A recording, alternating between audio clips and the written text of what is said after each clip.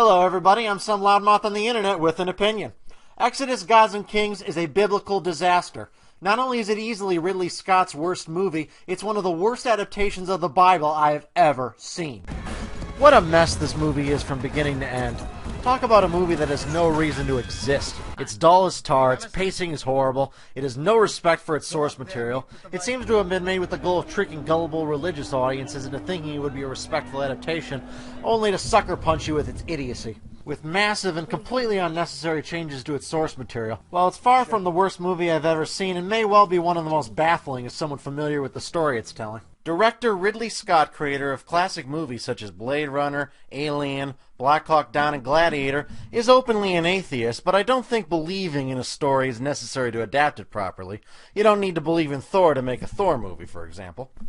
Thankfully, religious audiences weren't fooled as this movie underperformed at the box office. But to really show you where this movie screws up, I'm not only going to compare it to the Bible, but I'm also going to compare it to two far superior adaptations of the Exodus from the past. Cecil B. DeMille in 1956 created what is considered to be one of the greatest cinematic epics ever made.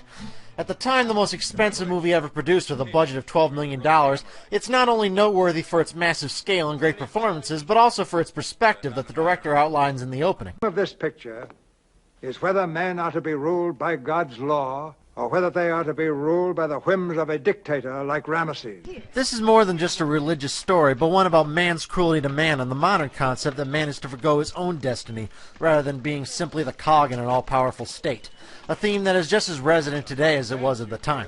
In 1998, the then brand new DreamWorks Animation released their own take on the Exodus. An adaptation of the Bible as an animated musical could have gone the Disney route, including talking animals and other kid-friendly flourishes, but instead the movie is a serious and stunning adaptation that nearly equals Cecil DeMille's classic, but gives its own take on the story. Not only is the music fantastic and powerful, but the movie has a huge heart and a love of humanity and freedom. Since this movie deals with the subject of religion and a religious story that's essential to the faith of most of the Earth's population, I feel I must divulge my own religious views. I consider myself agnostic, and I accept the archaeological evidence that this story is more of a fable than something rooted in literal history. But that certainly doesn't mean I support bastardizing this story. Whether rooted in history or not, the story has had a massive effect on people for over 3,000 years, and a terrible adaptation may not religiously offend me, but it does offend my love of classic stories. So, without further ado, let's dig into Exodus, Gods and Kings. We open our movie in Memphis, Egypt in 1200 BC, with Moses already grown up. So right from the beginning, it makes a huge departure from previous adaptations of the Exodus. Both the Prince of Egypt and the Ten Commandments open with Moses being placed in the basket as an infant and sent up the river to avoid the massacre of the innocent when Pharaoh orders all firstborn Hebrews below a certain age killed to control the population. We also from the very start see scenes of enslaved Hebrews suffering at the hands of their Egyptian taskmasters. Thus we are emotionally invested in the movie from the opening minutes, as you instantly can sympathize with a people enslaved and denied their most basic liberty. While yes, Moses' past is brought up verbally in Exodus, Gods and Kings, it's not shown, leaving the audience in doubt about whether the story even happened. Wow, we're only a couple minutes in and already everything is wrong. We open instead at a meeting of the Pharaoh's council, where we meet Moses, played by Christian Bale. Kick your fucking ass! I want you off the fucking set, you prick! No, don't just be sorry. Think for one fucking second. The fuck are you doing? Are you professional or not? Yes, I am. Do I fucking walk around? The fuck up, Bruce. Do I want... No! No! Don't shut me up. Am I gonna walk around and rip your fucking lights down in the middle of a scene? Then why the fuck are you walking right through? Da-da-da-da, like this in the background. What the fuck is it with you? Ramses, played by Joel Egerton, and Pharaoh Seti, played by John Turturro? Hey, it's still a big step up from having robots piss on you. Great Sekhmet, Pharaoh drinks in your name and prays for victory over the Hittites. All of them are worried about aggression from the neighboring Hittites, a tribe mentioned in parts of the Old Testament. Framing the character's introduction around such a thing is actually a pretty interesting idea, and helps establish the period and the fights to control the region that surely took place back then. The problem is the situation is wasted. Rather than using it to establish these characters, we get next to zero development. Okay, we do get this line. Boys who grew up together, close as brothers. If for any reason you ever forget that. The adult introduction of Moses and Ramses in previous Exodus movies clearly establishes who these characters are. Both movies give different interpretations of their relationship, but in both cases their relationship is clear. In the Ten Commandments we see them as rivals, both for the affections of the beautiful Nefertiri, as well as the favor of their father, Seti. From the get-go we see them as rivals, always trying to one-up the other. In The Prince of Egypt we open with them in a chariot race, and we establish them as close brothers and friends. This would be in contrast to the roles they would later assume. This movie, on the other hand, is just all over the place. What is their relationship, and how do these two characters feel about each other? Beats the hell out of me. Their relationship is all over the place in this movie, and it changes often with little rhyme or reason. To interpretation. So reason and be guided by omens. What character traits we do get from Bat Moses is that he's a deeply logical thinker who is dismissive of superstition. Yeah, because one of the most major prophets of three major religions, I'm sure, was very unsuperstitious. We partake in an admittingly very good war sequence, which authentically creates ancient warfare, and in my personal opinion, is the highlight of the movie.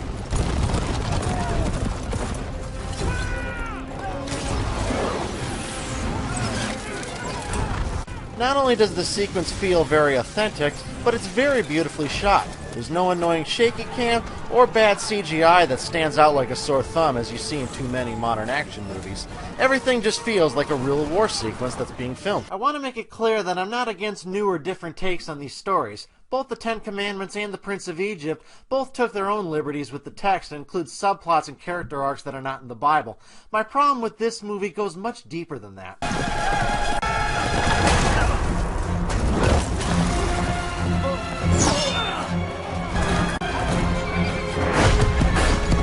Through all the chaos, we see Moses save Ramses' life from one of the Hittites' chariots. If you think that this will in any way impact the later events of this movie, you've given this movie way too much credit. After sitting through another ancient Egyptian board meeting, Ramses is assigned to observe the Hebrew slaves, an assignment he passes on to Moses being, well, just too lazy. What about it? The situation. The slaves. Fine. Ramesses? What? Go up there, meet with the Viceroy, look around, make a report. Me?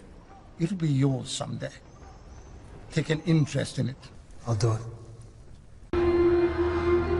So Moses observes his people's lives of hard bondage, and, just like every other actor in this movie observing anything, reacts with complete emotional indifference to it.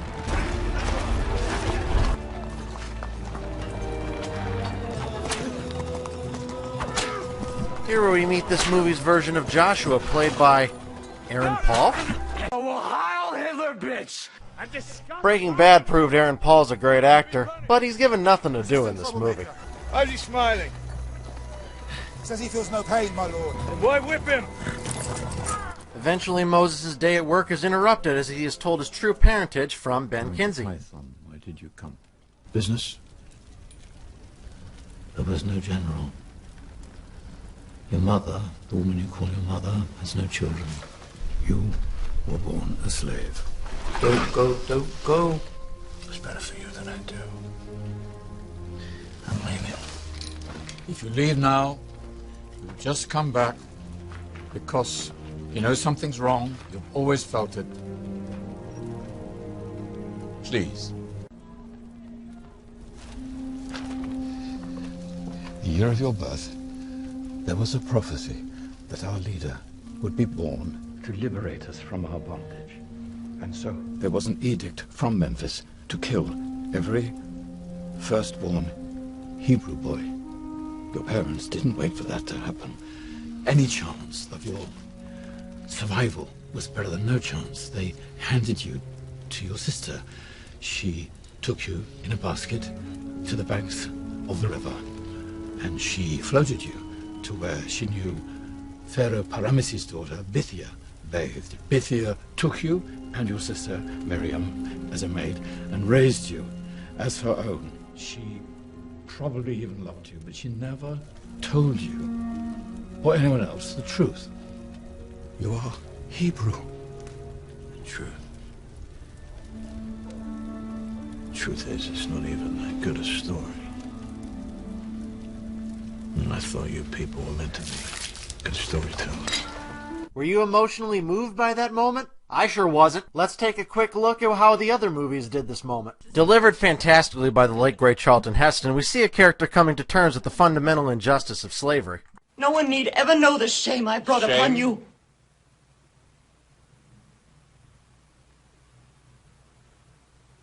What change is there in me? Egyptian or Hebrew, I am still Moses. These are the same hands, the same arms, same face that were mine a moment ago. The same man he always was, so why does him being a Hebrew make him a slave while him being an Egyptian not? It shows the fundamental wrong in the system he grew up in and is pivotal in his future growth as a character. In The Prince of Egypt, like in Exodus, Gods and Kings, he at first denies what he's told, but he has a spark remembering his mother's last lullaby, and quickly learns of the massacre his adopted father ordered, and that his sister was telling the truth. Seti appears to justify what he did in the most despicable way imaginable. The Hebrews grew too numerous. They might have risen against us. Father, tell me you didn't do this. Moses, sometimes, for the greater good, sacrifices must be made. Sacrifices? The following line really shook me to my core when I first saw this movie, and remains one of the most bone-chilling lines in any movie. Oh, my son, they were only slaves.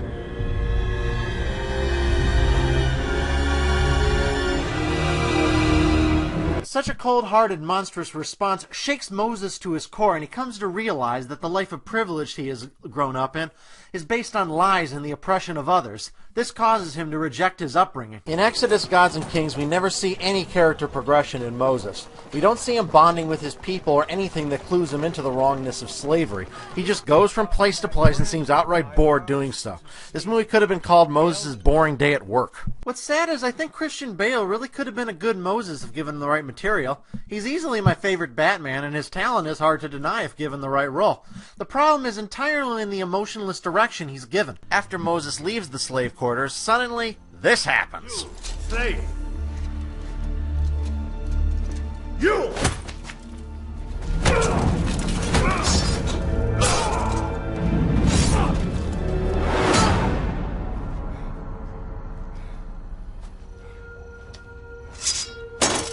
Where the flying fuck did that come from? Moses killing an Egyptian guard and burying his body is an important event in the book of Exodus, and has been adapted in various ways on screen. In the Ten Commandments, a slave named Joshua becomes a pivotal character. We see him as a man of strong will who fiercely resists his people's bondage. So an Egyptian governor, played by the always great Vincent Price, takes a woman out of the brick pits for presumably sexual purposes. He takes a stand against this and is tied up and flogged for it. Moses heroically comes to his rescue. Death will bring death, Baka. Who are you? Kill me, Master Butcher. Moses.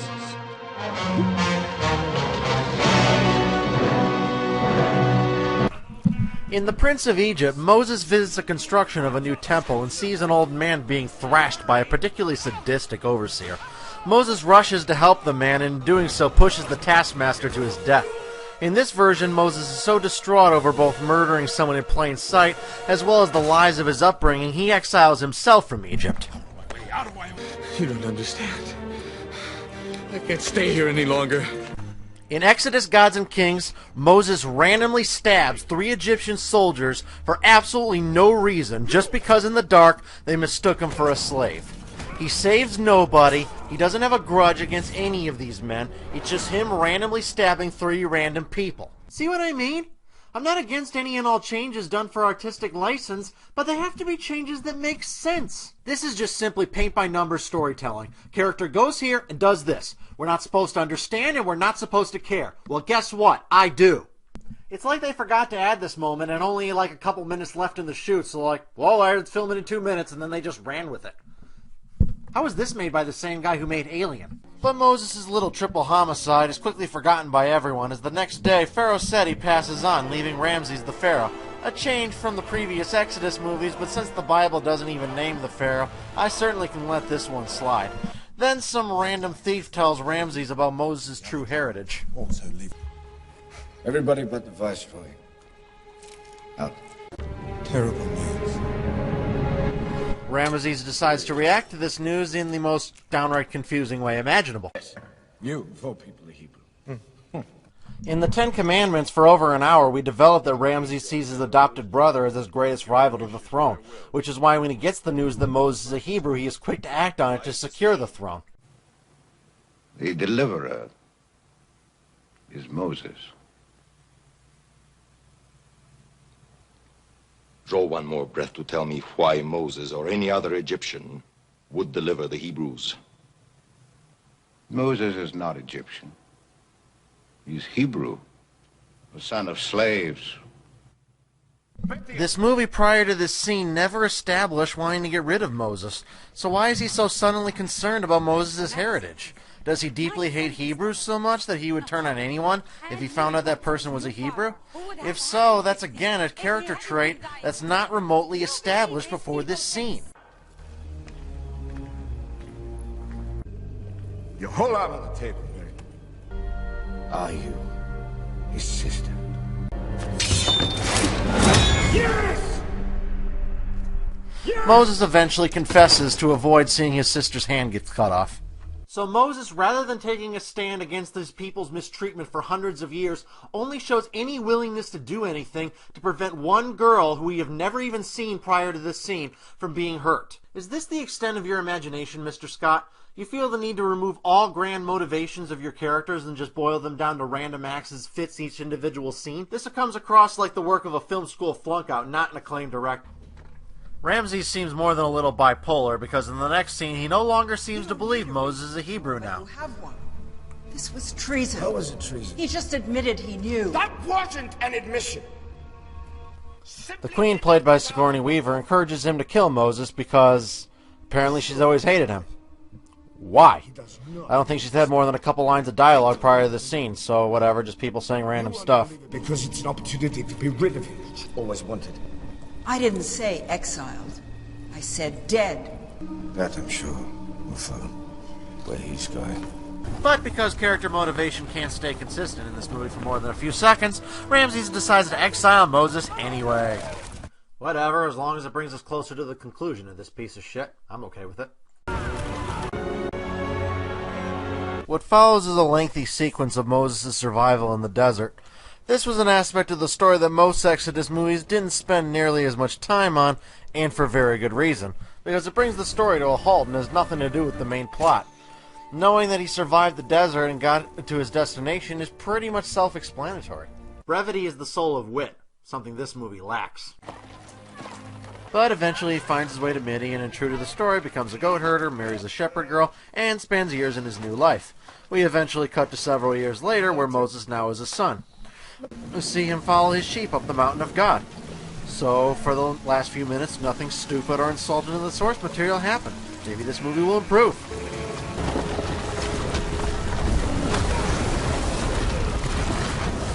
Moses wakes up to see a burning bush. Again, actually following the story. Hey, wait, who's this kid? Who are you?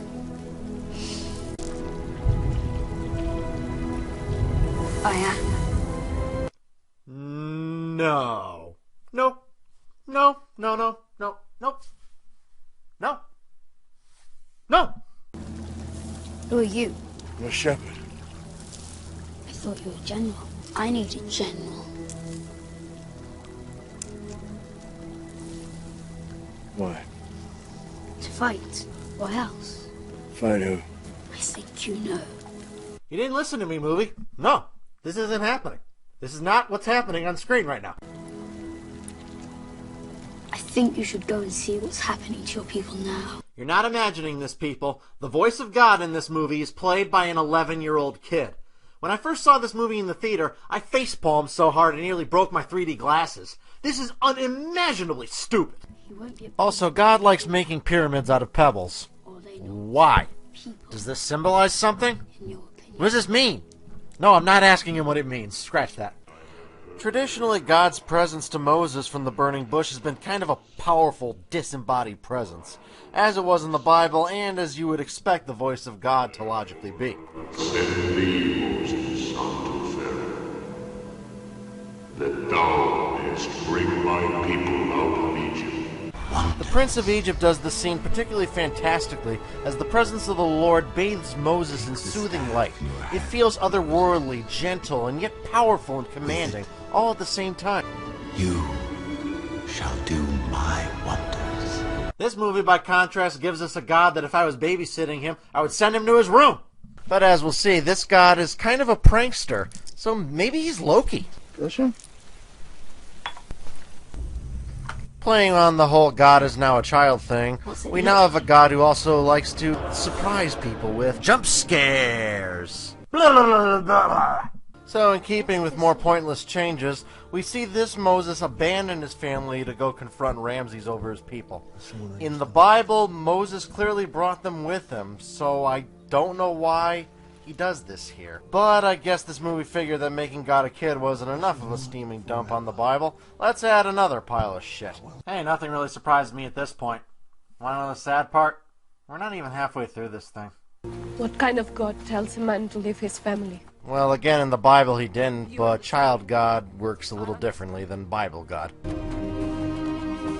So Moses returns to Memphis and sees it's even shittier than it was when he left, and meets up with Joshua and his brother Aaron, and this time he brings some weapons. We're packing some heat for God right now. Now it's time for Moses and Ramesses to have their first encounter after 9 years apart, and I'll stay quiet because the dialogue in this scene has to be heard to be believed. I've been told that things here have become much worse. Things are better than they ever have been, Moses. No. We have order. Order. The slaves, their bodies burn. Night and day now. I've seen it with my own eyes. You call that order? The slaves? What would you expect? They're Egyptians. They should be treated as Egyptians. They should have the same rights. They should be paid for their work, or you must set them free. Hey, you know, if you wanted to make them more relatable to modern audiences, why don't you just have them talk about updating their Facebook pages while you're at it? This is a great example of modern speak being inserted into an ancient setting, and it totally takes you out of the period. Let's have a listen to how that other Exodus movie plays this scene. We bring you the word of God. What is this word? Thus saith the Lord God of Israel, let my people go. Slaves are mine. Their lives are mine. All that they own is mine. Who are you to make their lives bitter in hard bondage? Man shall be ruled by law, not by the will of other men. Cecil B. DeMille's Moses is a powerful liberator. Ridley Scott's Moses is a community organizer demanding economic executive orders. But wait, it gets stupider. They're not Egyptians. They are slaves, Moses. What else do you expect? They wouldn't know what to do if all of a sudden they were left to fend for themselves like animals. Do not call them animals! Listen, from an economic standpoint alone, what you're asking is problematic to say. Oh, so that's what this movie's about. This movie was made to argue for increasing the minimum wage and executive orders to do so, using biblical characters as straw men. I'm just going to assume that's the reason this movie exists, only because I can't think of another reason. So Moses rides off, and Ramses, of course, at first refuses Moses' demands. I want Moses. And takes out his anger on innocent people, being a power-hungry mad tyrant. This is not Moses. This is not his family. This is a man, his wife, and his child, who when asked the simple question, where is he, answered, we don't know.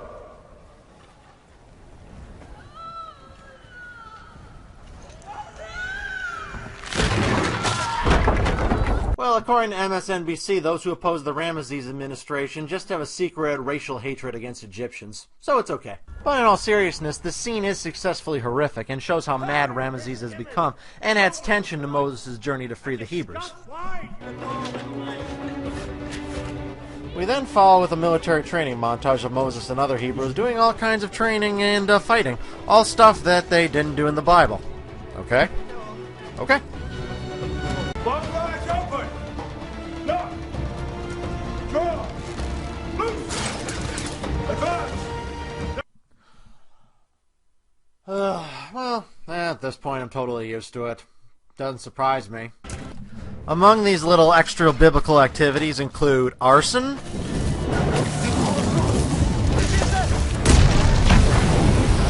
did Michael Bay direct this movie? And attacking food supplies for the Egyptian people. Wow, this Moses is kind of a dick.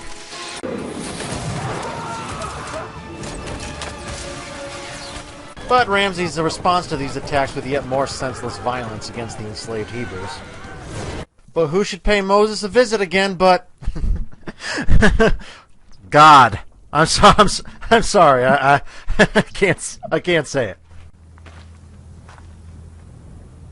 Where have you been? Watching you fail. So the creator of the universe in diapers chastises Moses for not being able to bring down an entire empire in just a few weeks. Geez, I know the Lord had tough standards, but come on. Wars of attrition take time. At this rate, it'll take years. A generation. I am prepared to fight for that long. I'm not. We also have scenes of Joshua watching Moses talk to himself, I guess in an attempt to leave the audience in doubt about whether Moses is just insane, which is clearly neglected by the next scene showing supernatural plagues.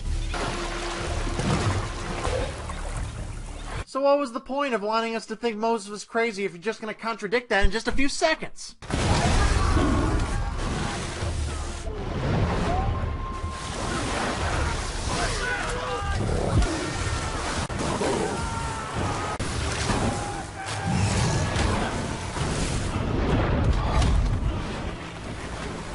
Take that, Cecil B. DeMille. You just had better story, acting, production, characters, pacing. But did you have a computer-animated crocodile fucking eating people? No, you didn't. So ha! To be fair, the plague scenes are pretty well done and convey the horrors of them better than what we've seen before. They just seem so nasty.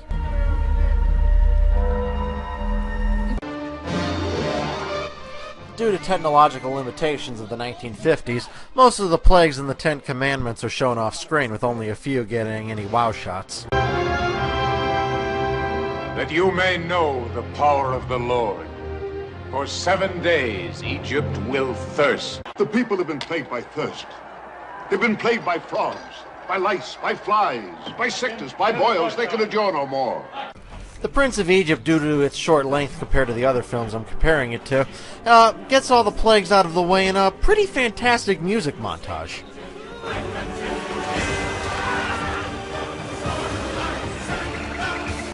This movie slowly shows how nasty the plagues of Egypt would be, but it's a $100 million plus modern movie. Of course it's going to be visually ahead of its predecessors. But since Moses in this movie never tells the Pharaoh these plagues will happen, he has no reason to connect them to Moses or the Hebrew slaves, thus making all this suffering on Egypt completely pointless. See how one stupid story change can throw away millions of dollars? It's fascinating, really. Speak up. It's in Hebrew. Read it. These catastrophes are the work of God. Using pointless animal cruelty, Moses does communicate to the Pharaoh his demands, but again, he does this after the plagues came. Thus, Pharaoh has no reason to believe him. But, as he does in the original story, Pharaoh responds to all these plagues by doubling down on his cruelty to the enslaved Hebrews. God presumably also doubles down on his cruelty to the Egyptian people. You know, when the filmmakers can't take a side, how do you expect the audience to? Strides in medicine. However, there are still a few hidden diseases that we don't completely understand.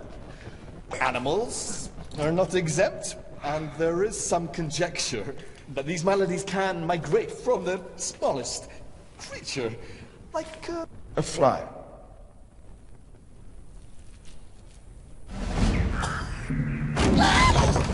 Oh, fuck you, movie. Now you're playing this hanging stuff for laughs? But now Moses gets into another downright hilarious argument with God, who continues to get more whiny as time goes on. He's given you what you asked. If you're God, shouldn't you know? Not yet. But his own people are turning against him. And his army? It will. I disagree. Something worse has to happen. I disagree.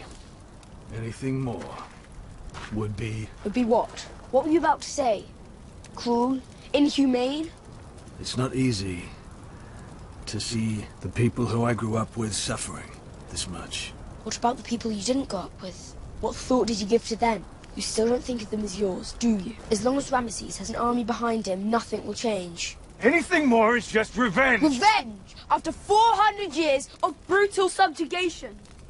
These pharaohs who imagine they're living gods, they're nothing more than flesh and blood.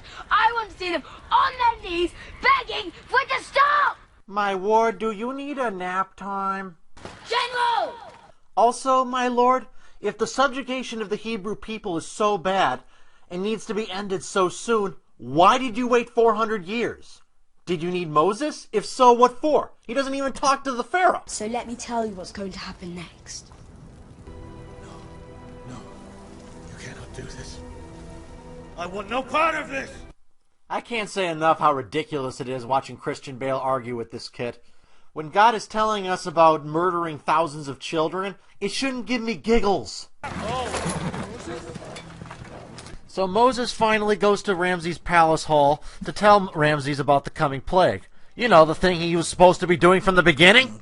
I came to tell you that something is coming that is out of my control. Something that will affect thousands and thousands of citizens, and it will affect you very personally, Ramesses, unless you accept what I've asked for. Thus, the rest goes as you know. Using lamb's blood, the Hebrews avoid the massacre as thousands of Egyptian children die from the angel of death.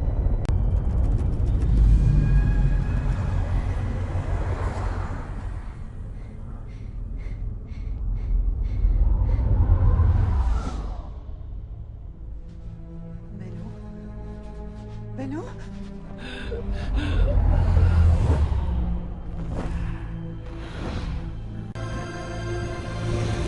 Heart-rendering and nasty as this is, it's totally faithful to the text.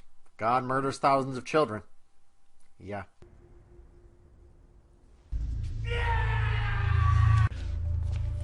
Ramesses.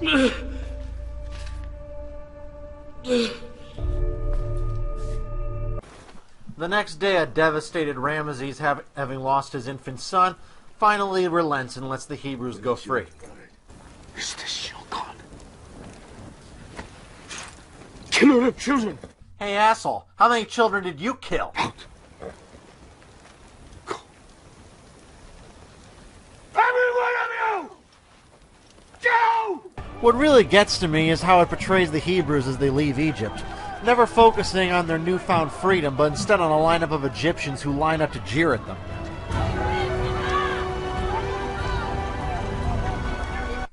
This is the movie at its nastiest and most mean-spirited. Again, we will look at how other Exodus movies adapted this scene. In the Ten Commandments, we see joyous celebration of people who spent a lifetime in slavery finally obtaining their freedom, and the joy freedom gives. You hear that? You have a strong new son. In The Prince of Egypt, we get a very beautiful Oscar-nominated musical number, kids chanting in Hebrew, praising God, and all kinds of loving scenes. The animation is filled with joy, love for newfound freedom, love for humanity, in contrast to the horrible mistreatment at the hands of the Egyptians.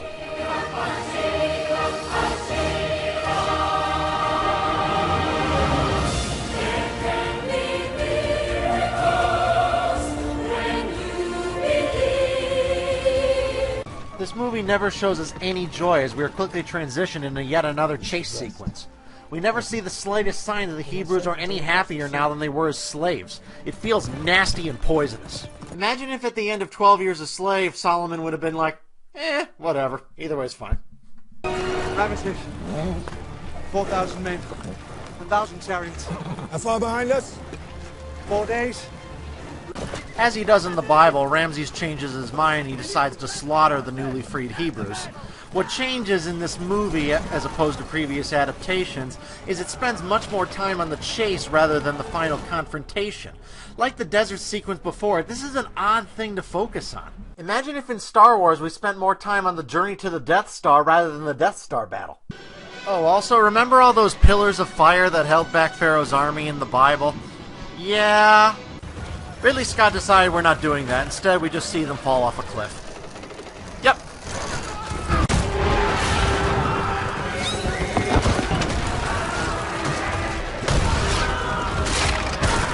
High tide or low tide? Doesn't matter. Now we get what is arguably the most astonishing miracle in the book of Exodus, the parting of the Red Sea. And like most things in this movie, it's done as boring as possible. Despite modern technology at his disposal, Ridley Scott makes the odd choice to make the parting of the Red Sea a slow, passive event rather than a sudden wave. Here's what the Ten Commandments did with this scene in 1956. Behold his mighty hand.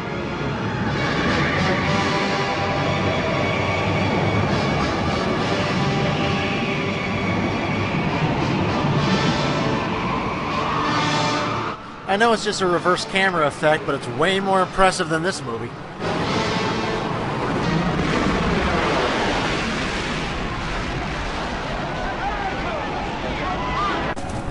But it does end with a big money shot that they can put in the trailer where Ramses and Moses actually ride out in front of the wave in order to stand face to face, in typical bullshit Hollywood fashion.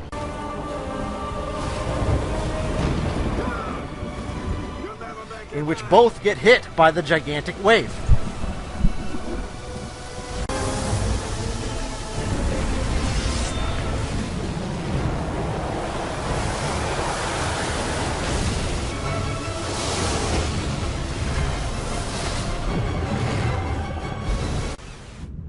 Well, that's certainly different, considering that Moses dies decades later in the Bible, and Ramses II has his body in a museum right now.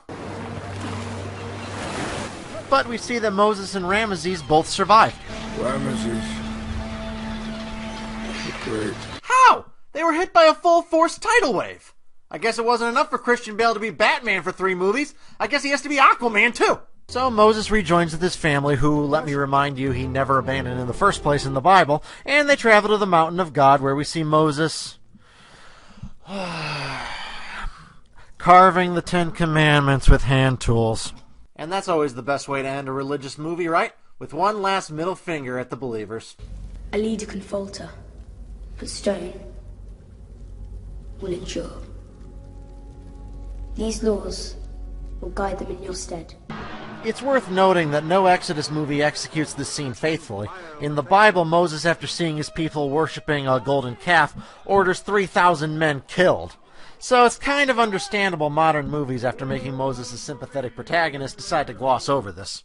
By the law.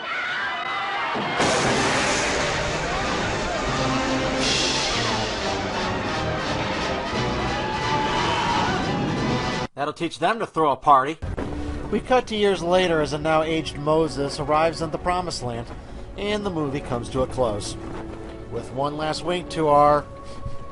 I still can't say it. God, as he walks by. So that was Exodus, Gods and Kings by Ridley Scott. And I really have to wonder, why was this movie made? Ridley Scott has proved himself a talented filmmaker in the past, so it's amazing how much he screws up here. The actors either seem horribly miscast or simply bored to be there. The direction sucks the emotional tone out of a classic story, whose emotional PowerPoints practically write themselves, as if the filmmakers were deliberately trying to suck the life out of their story. As an adaptation of a story that is central to the faith of millions, it's miserable beyond belief, making scores of unneeded changes and baffling creative choices that rob the story of all its meaning. The visuals are occasionally good, but even there it's missing huge opportunities, like its weak parting of the Red Sea. If it was intended as an attack on the story and the faith of others, it rarely does so effectively. Portraying God as a bratty child comes across more as a childish attack than an intellectual argument against religion. Hell, if it had been more faithful, it actually would have been a better attack against the story. Overall, this movie is a complete dull mess. My advice, if you want to watch a movie about the Exodus, go watch The Ten Commandments or The Prince of Egypt. The Ten Commandments is now available on a stunning Blu-ray restoration. The Prince of Egypt I can't recommend for purchase because DreamWorks has cruelly not released a Blu-ray, but it's available on Netflix if you have that. Exodus Gods and Kings, on the other hand, sucks. It isn't worth your time no matter what your religious views are. So let it be written, so let it be done. I'm some loudmouth on the internet, and you just heard my opinion.